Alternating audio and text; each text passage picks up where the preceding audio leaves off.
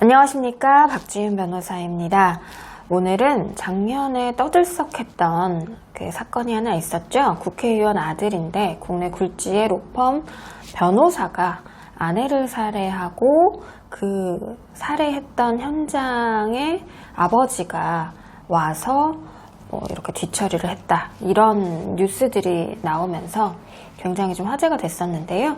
그 사건이 이제 최근에 결심 공판이 열리고 그 과정에서 이제 새로운 좀 충격적인 증거가 발견이 돼서 그것이 알고 싶다 해서 좀 재조명을 했고, 그래서 조금 다시 이슈가 되고 있습니다. 그래서 여러분들에게 그 사건 사실관계 좀 설명드리고 법적으로 당사자들 간 주장이 어떻게 되는지 한번 정리를 해드리고요. 그리고 거기서 핵심적인 법적 쟁점이 무엇인지를 좀 설명을 드리려고 이렇게 영상을 찍게 됐습니다. 자, 사실관계 먼저 좀 알려드리겠습니다.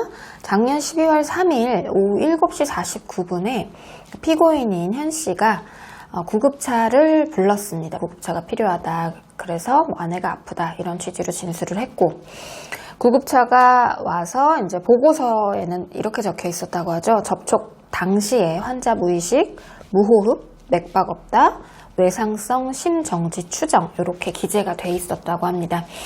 그리고 이제 경찰이 출동을 했죠. 종로 경찰서에 따르면 현 씨가 말다툼을 하다가 집안에서 둔기로 아내를 때리는 등 숨지게 한 혐의를 받는다라고 얘기를 했었고요.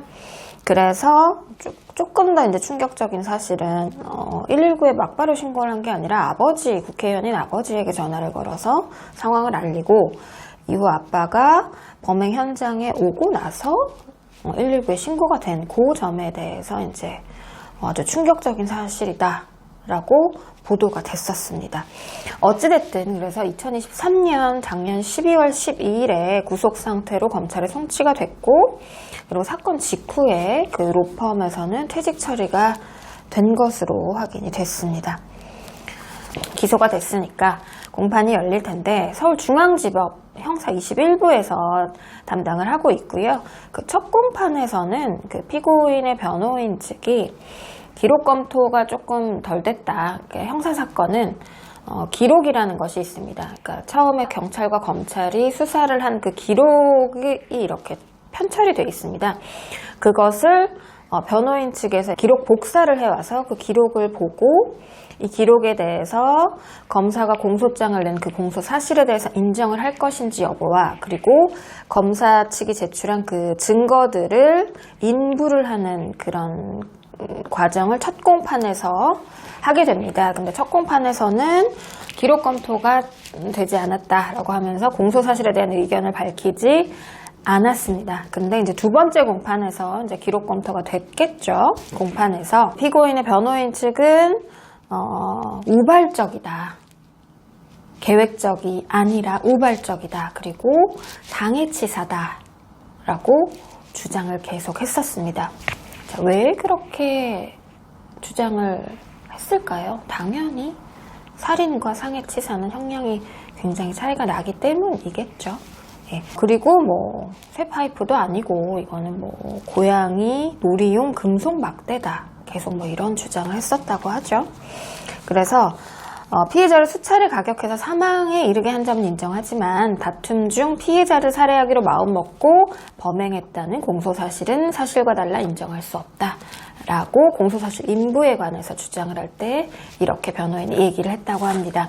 공소사실을 모두 인정합니다라고 얘기할 수도 있고요. 공소사실에 대해서 이것은 인정하나 이 부분은 인정하지 않습니다라고 할 수도 있고요. 공소사실 전부를 부인합니다라고 할 수도 있거든요.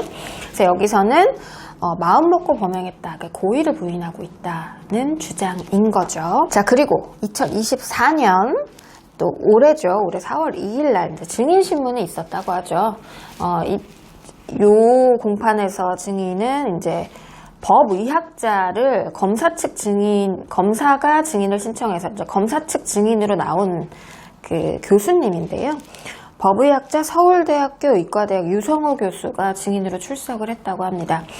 당시에 그 변호인 측에서 또 전문가를 한 분 신청을 했는데 그분은 이제 나오질 않았다고 하죠.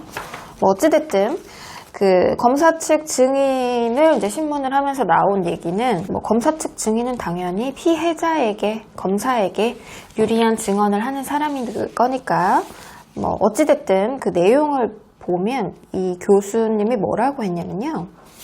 여러 번 뭐 피신을 하는 과정에서도 머리를 쇠파이프로 내리쳤다. 이게 뭐 혈흔 등에 관해서 이제 언급하면서 이제 그런 얘기를 했고 중요한 것은 이 법의학자가 얘기하는 것은 때려서 죽은 게 아니다. 그러니까 상해치사를 아예 부인을 하는 거죠. 때려서 죽은 게 아니라 목을 졸랐기 때문에 정말로 죽이려는 의도를 갖고 목을 세게 졸랐기 때문에 그것 때문에 죽었다라고 얘기를 한 거예요. 구체적으로 조금 진술이 있는데요. 목 안쪽에 출혈이 여러 군데 있다. 그래서 뭐 무슨 근육 이렇게 얘기를 하면서 이렇게 생긴 게 눌렀다고 생기는 게 아니다. 이제 그 현씨 측에서는 제압하기 위해서 목을 그냥 눌렀다라고 주장을 했기 때문에 이제 이런 얘기들이 나온 것입니다. 그래서 정맥의 압력 증가와 목 깊은 근육들이 다 출혈이 있는데 헐크도 아니고 그냥 잡아서는 안 생긴다라고 얘기를 했다고 합니다. 그리고 또 이어서 피해자가 병원에 실려왔을 당시 피는 많이 흘렸지만 헤모글로빈 농도는 정상 범위였다. 그래서 쉽게 말하면 사망에 이를 정도로 피를 흘린 것은 아니었다. 이렇게 주장을 했다고 하죠. 결과적으로는 변호인 측이 주장하는 것과는 전혀 다른 얘기를 하게 된 거죠. 그러니까 의도적으로 살인을 한 거다라는 게 되는 거죠. 때려서 피가 많이 나와서 죽은 게 아니라 이 사람이 나중에 목을 졸랐을 때 정말로 세게 눌렀기 때문에 그래서 죽은 거다. 이렇게 보는 거죠. 자, 이렇게 해서 이 4월 2일자 공판이 끝이 났고요. 뭐 그 이후에도 공판들이 좀 있다가 이제 마지막 공판이 5월 3일에 열렸습니다. 자, 검찰은 마지막에 최후의 그 구형을 할 때 검사님께서 이제 주장을 하시거든요. 이때 뭐라고 했냐면 피고인이 아내인 피해자 머리를 쇠파이프로 가격하고 나아가 목 졸라 살해했다는 잔혹함 때문에 이 사건이 공소 유지부터 변론 종결까지 한시도 머릿속에 떠나지 않았다. 범행을 멈출 기회가 몇 번이나 있었음에도 살해한 것으로 우발적인 범행이라 볼 수 없다. 이렇게 주장을 하셨습니다. 그리고 정말 여기서 이제 핵심적인 증거가 나왔죠. 이혼소송 중이었다는 건 아시죠? 이혼소송 중에 이제 아내가 남편과 만날 때마다 녹음을 했다고 하죠. 네. 저도 이혼소송을 여러 번 해봤지만 그런 경우는 이제 비일비재합니다. 그걸 이제 피고인인 현 씨는 몰랐던 것 같고, 그래서 그 녹음된 휴대폰을 열어서 결국에는 그 녹음 파일을 발견을 한 건데요. 음성 파일이 재생이 됐다고 하죠. 이건 그것이 알고 싶다 방송에도 나왔었는데 저도 들어봤는데 너무 끔찍하더라고요. 중기로 내려치는 소리, 비명, 신고해달라는 소리, 뭐 여러 가지 그런 정말 살해 현장이 생생하게 담긴 그 녹음 파일이 법정에서도 틀어졌다고 하죠.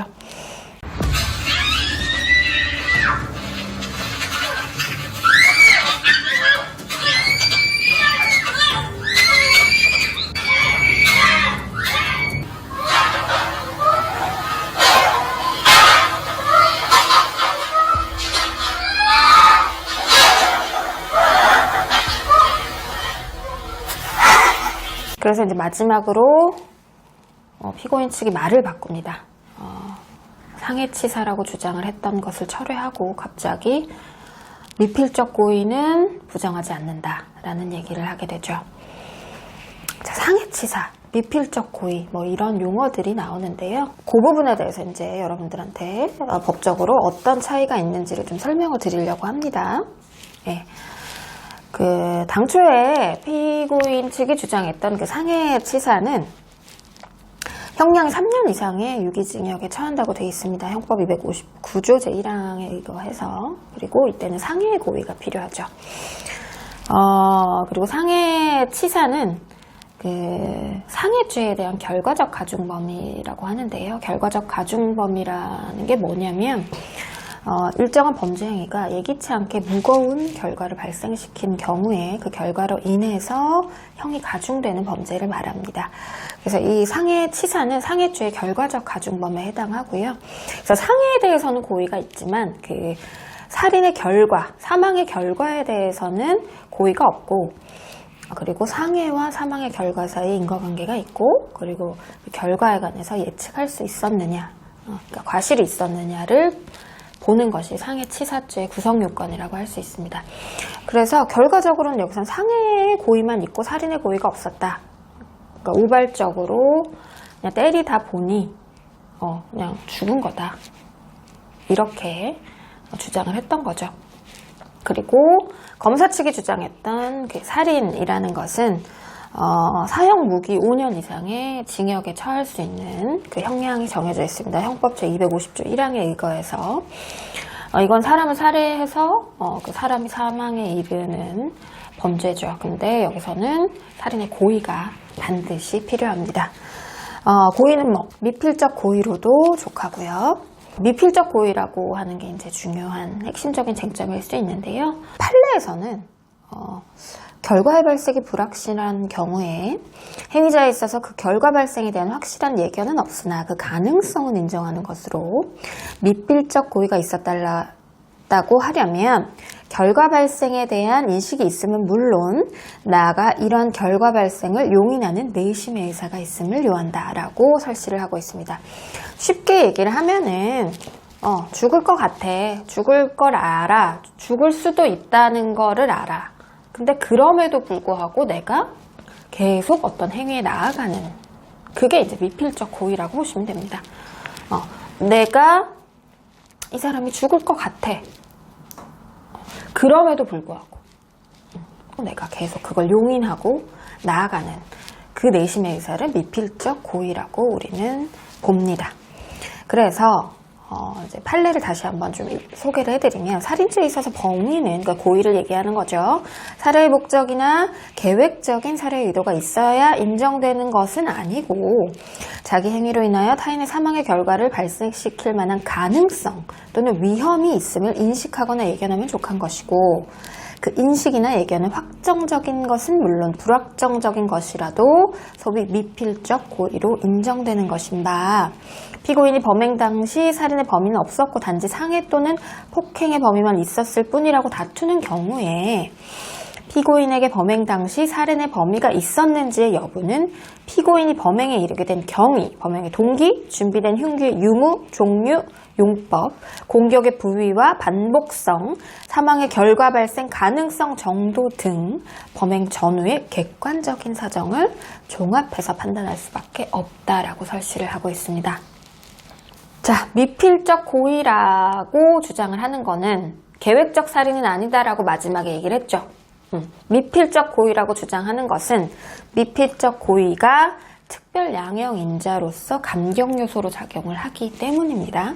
그리고 계획적인 살인의 범행은 특별 양형 인자로서 가중 요소로도 작용을 합니다. 그러니까 계획 살인은 더 형을 높이는 것이고 미필적 고의는 형을 낮추는 요인으로 작용을 한다라는, 쉽게 말하면 그런 의미입니다. 자, 어떤 결과가 나올까요? 여러 가지 증거들이 전부 검사가 유리하게, 피해자가 주장하는 거기에 유리하게 조금 흘러가는 것 같고, 마지막에 그 녹취가 또 결정적인 하나의 증거로 볼 수 있겠죠. 선고는 오늘 24일 열린다고 하는데요. 그 결과가 어떻게 될지 정말 저도 궁금합니다. 선고 열리는 날 여러분들한테 좀 더 유익한 그런 정보 가지고 찾아오도록 하겠습니다. 오늘도 영상 시청해주셔서 감사드리고요. 제가 좀 부족한 게 많을 수 있습니다.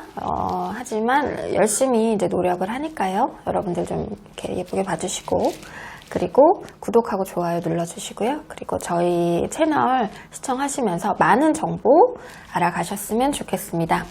감사합니다.